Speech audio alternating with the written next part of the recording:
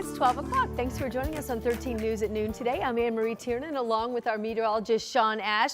This happens to be the hottest day of the year, and we have a weather impact alert day. Sean's been talking about this all week, talking about these storms and the isolated nature of them. Today, not everyone will have a storm. Unfortunately, the storms that do develop on radar much later today, they'll be severe. Tomorrow, we're going to have a lot of storms and probably a lot of severe storms for tomorrow. So this is a 2-day weather impact alert. Please know that. Again, just want to confirm, if you are a fan of warm, humid air, and I'm talking about Rob Ellis in the Weather Center, you're going to love the next several hours because there's not going to be much on radar, if anything at all. We knew this. Temperatures approaching 80 degrees. That's not crazy hot. We're going to have much hotter days ahead of us. But 82 so far has been our hottest day of the year. That's where our heat index is right now. But notice in Terre Haute, the heat index is nearing 90.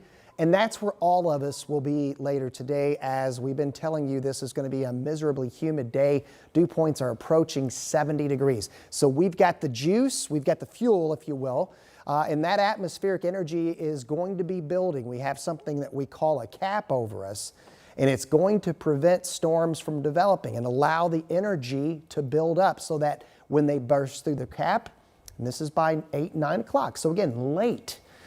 These are potential storms, and there you go. So they'll be pushing through. Not everyone will see them, and the storms that do develop could produce significant hail this evening, and there is the possibility that some of them could rotate and produce tornadoes. So that's the first wave of storms. We're going to address the second one coming up here about 15 minutes after the hour. All right, Sean, thank you. We want to show you the scene around 9:30 last night along Mass Ave near 34th. That's where a 24-year-old woman was killed in a shooting outside a near Northeast Side Event Center. The Marion County Coroner's Office says that woman has been identified as Michaela Jean Brent. Police say they found multiple shell casings at the scene, and now they're working to figure out if more than one gun was fired.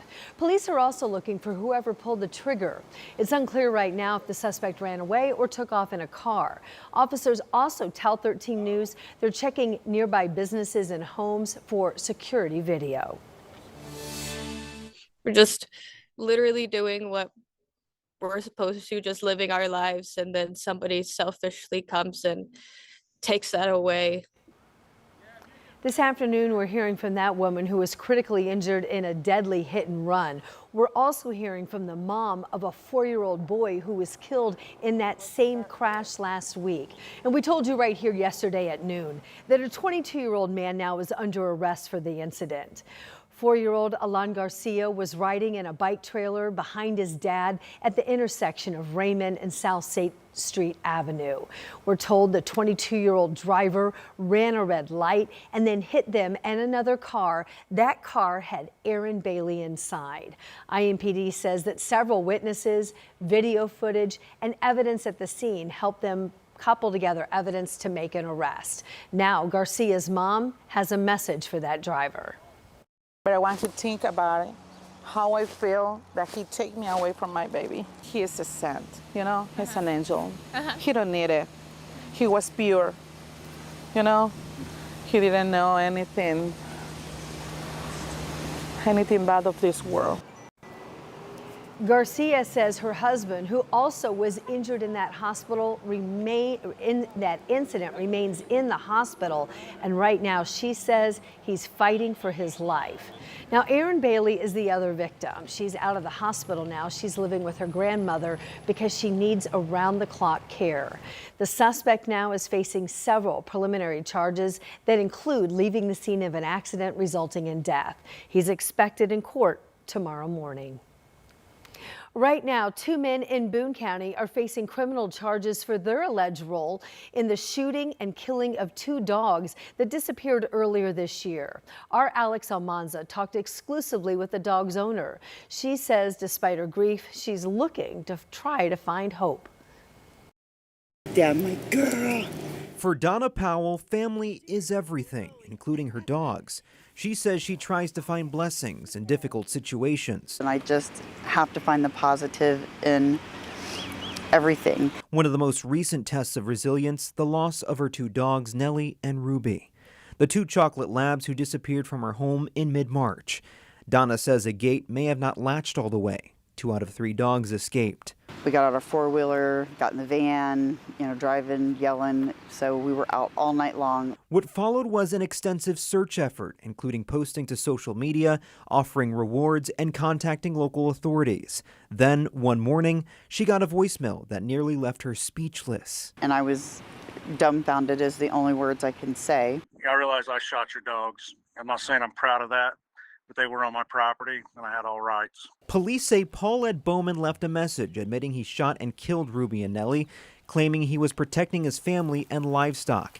Court documents show he believed one dog was a stray due to its, quote, aggressive actions. Paul then allegedly called his son Braden to dispose of the remains and later told him to, quote, take care of a second dog, which Braden allegedly shot in a hayfield.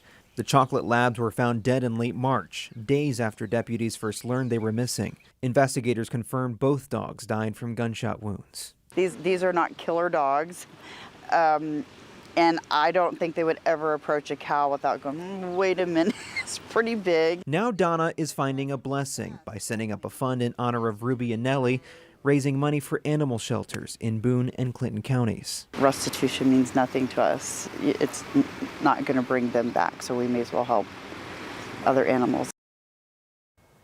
And we have reached out multiple times to Paul Bowman for a response, but have yet to hear back. The Boone County Sheriff's Office tells us that Bowman turned himself in on Tuesday and bonded out the same day. A former Newfields employee now is suing that museum, claiming that he is the victim of race discrimination. Ernest Gauss was the chief diversity officer and also chief technology officer at Newfields. He was hired in February of 2022 and dismissed in January this year.